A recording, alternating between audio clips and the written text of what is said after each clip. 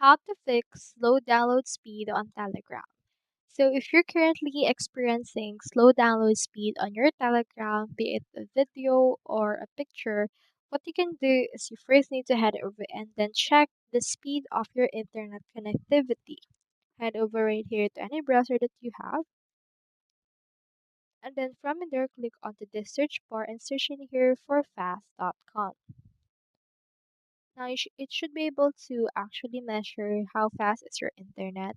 And as you can see, it is actually not that fast and ranging only at around 25 Mbps.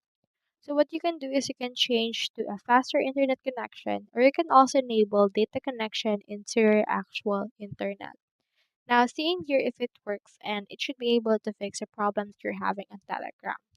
Alternatively, you can also head over to the Telegram itself, and then once you're in there, you can just long press it, click on app info, then from in there, click onto the storage, and click onto the clear cache and manage the storage of your Telegram, and it should be able to fix that. So I hope this video helped you, and if it did, feel free to like and subscribe. It really helps support the channel. And if you got a question, just drop it in the comments.